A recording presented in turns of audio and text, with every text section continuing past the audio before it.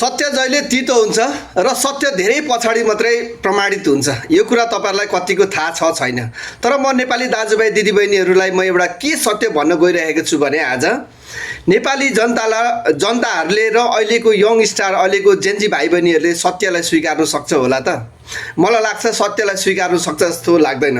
किन भन्नुहुन्छ भने यदि सत्यलाई स्वीकार्न सक्ने भए यो देशको हालत यस्तो हुन्थ्यो होला त? 35-36 वर्षसम्म शासकहरूले यो देशमा शासन गरे, तर यो देशको स्थिति जहिले किन ओह्रालो लाग्यो त भन्दाखेरि म तपाईँहरूलाई एउटा कुरा भन्छु, सत्यलाई स्वीकार्ने है हाम्रो बानी छैन।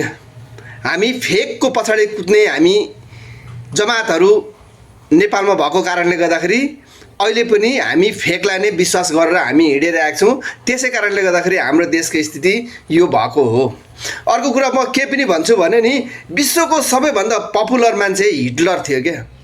त्यो हिटलर जति पपुलर थियो नि त्यति पपुलर नेल्सन मण्डेला थिएन, किनकि नेल्सन मण्डेलाले जहिले पनि सत्यको पक्षमा वकालत गरेर हिँड्नु भएको थियो। त्यसै कारणले गर्दाखेरि ऊ जहिले पनि पछि पर्यो। हाम्रो नेपालको स्थिति पनि सेम यस्तै नै हो।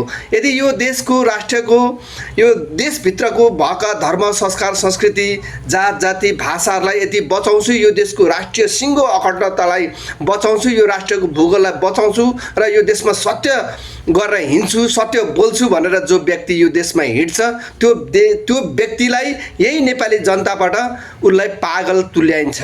यो ध्रुव सत्य कुरा हो।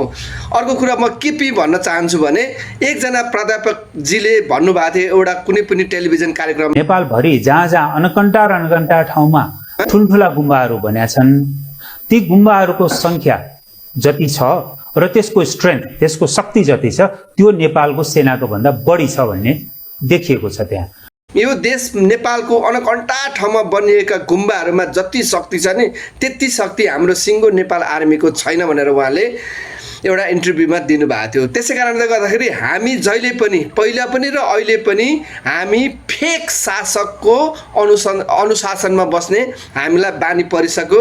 हामीलाई सत्य कुराहरू हामीलाई पच्दैन। यदि कोही व्यक्ति सत्य कुरा लिएर हिँडिराखेको छ भने त्यसलाई हामी पागल तुल्याउनको लागि हामी आतुर हुन्छौँ। त्यो हाम्रो नेपालीको सत्यता हो।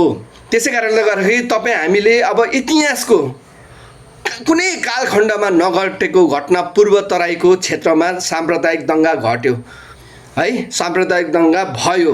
अब त्यसमा नाम लियो हिन्दू मुस्लिम है, हिन्दू मुस्लिम नाम लियो, त्यस सकियो। किनभने नेपालको इतिहासमा नभएको घटनाहरू यसरी घट्दै जाँदैछ र यो कसरी घट्यो, किन घट्यो, कोबाट परिचालित भएको के हो भन्ने कुरा नेपाली तपाईँ हामीले अनुसन्धान गऱ्यौँ त?